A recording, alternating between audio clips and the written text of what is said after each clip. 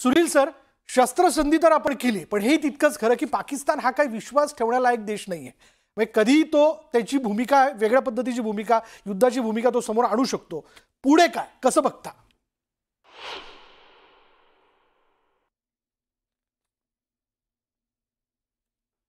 कुठे बोलणे, वाटेल तसं बोलणे.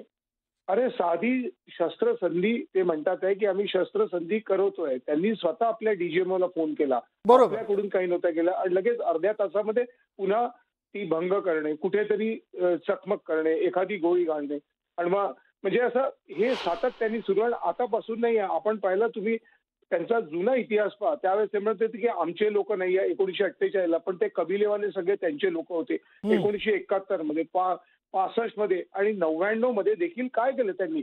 अत्यंत खोटेपणा आहे. जेव्हा करार आणि सगळं बस यात्रा झाली होती, सगळं काही चांगलं राहील असं ते म्हणतात. मी स्वतः उरीमध्ये होतो. We have gone right up to the border. आम्ही तिथे बरेचसे कामं केले आहे. राईट.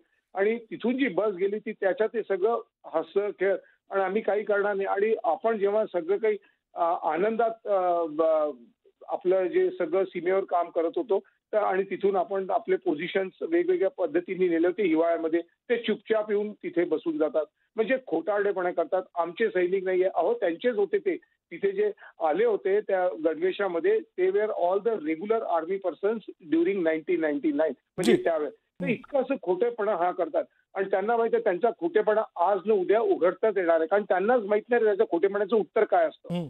इकडे त्यांचा देश पूर्णपणे विफळ झालेला आहे. त्यांच्याजवळ एकही त्यांनी जे इक्विपमेंट घेतले तुर्कीकडून, आपण तुर्कीला मदत करतो, तो त्यांना पाठीमागून मदत करतोय.